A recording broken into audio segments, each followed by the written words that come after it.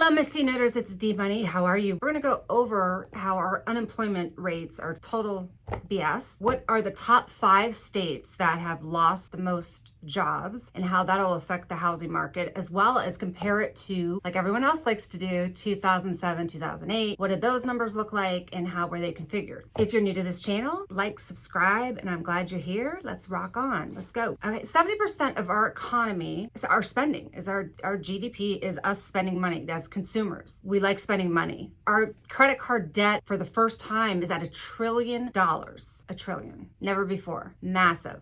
People are starting to have those interest rates climb up on them. Our savings rate is at its lowest at 3.87%. We're not saving money. Our credit cards are maxed out and the inflation is over 5%. It's a very scary time and people are losing their jobs. You see the announcements every day. I mean, Red Hat, which is IBM, just laid off tons of workers. Disney, Facebook. I mean, the list goes on and on and on. And you wonder, like, why isn't this reflected in the unemployment rate? Well, it's because they play games like usual with all the numbers. So let's go through. There's 6 different unemployment numbers, which U1, as you can see here on the screen, is if you are unemployed 15 weeks or longer. U2, you completed some temp work and just lost your job. U3 is what all of us are quoted to every day, and that's what the government likes to use as U3, but it doesn't give you the whole picture. So U3 is everyone that is collecting unemployment. U4 contains all of the other 3, plus you've not looked for a job for 4 weeks, so you've pretty much given up, I guess. U5, everything above, but you have looked for a job past 12 months. And then U6, which is everything above and includes part-time. You know, U3 doesn't even include part-time numbers. Guess which states are the top 3 states with the most layoffs? I'll give you guys a second. All right, got your answers? Okay, cool. So hold on to those.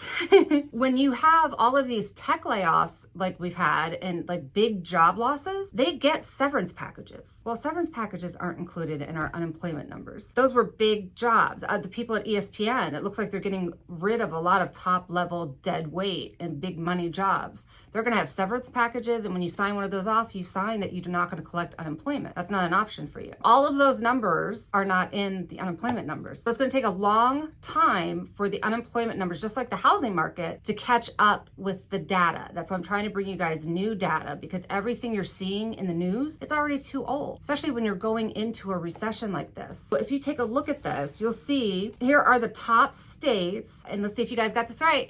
Top states with the job losses per state. San Francisco, 144,000, over 144,000 people have lost their jobs. And those were all high-tech jobs. I mean, 90-some%. Amazing. That crushes a market right there. So you can forget that housing market. Seattle, Washington, 44,000. And that's not a huge market. I mean, that will affect them greatly in their housing market. Oh, massive. New York City, Boston. I was surprised about Boston. I don't know why. I never think of Boston, but, and then here we go with Austin, Texas. That city is just getting pummeled. It really is. I feel bad for them. And you can see the list here go down. Philly, Miami, Washington, Columbus, Ohio, San Diego. All of these are the high-tech jobs that have left the market. Now we're seeing more and more and more layoffs, but a lot of them are severance-based. You're not going to see it in the unemployment numbers. That's why our unemployment rate's so great. It's going to catch up with it. It's going to happen. It's just going to lag. It's going to take a while. Now, the other interesting thing, as you can see here, in 2007, our inflation was only 2.85%. That blew me away. I was kind of surprised by that. In 2007, when you look at the unemployment rate, it was 5%. And they didn't have a U6 category back in 2007. So when you're looking at any kind of comparisons, you're not looking apples to apples, going apples to oranges. Unemployment rate was only 5% in 2007, and it went up to 9% at its highest in 2009. And think of what a nightmare that was then. It was bad. I mean, I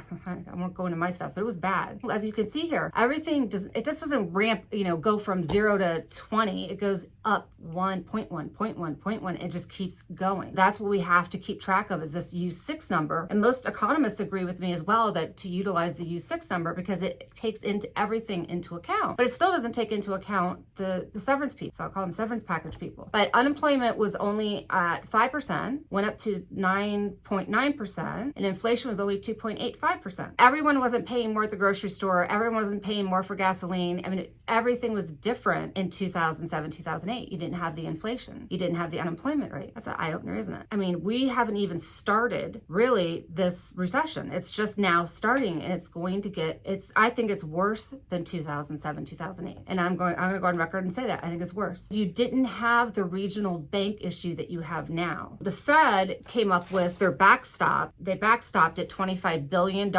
for the regional banks because they were worrying about bank runs, right? They came up with this press release. They do not expect the banks will be utilizing it, and it's just set up as a emergency fund. They don't even expect them to use it. The Fed wasn't even expecting them to use it. It's just there if they need it. $25 billion backstopped for them so they don't have to worry about bank runs. Well, guess what? They've already used it. And we haven't even gotten close to the commercial real estate debacle, like complete nightmare that's about to happen. We're not even there yet. The week, as of March 15th, the regional banks borrowed $152.85 billion, up from $4.58 billion the week prior. That scares the heck out of me. We're not even to the commercial real estate crisis yet, and they're already borrowing $158 billion from the emergency fund. Wow. I'll keep track of the U6 number. It's not gone crazy up yet because this stuff is not baked in. Right now, the U6 number looks okay because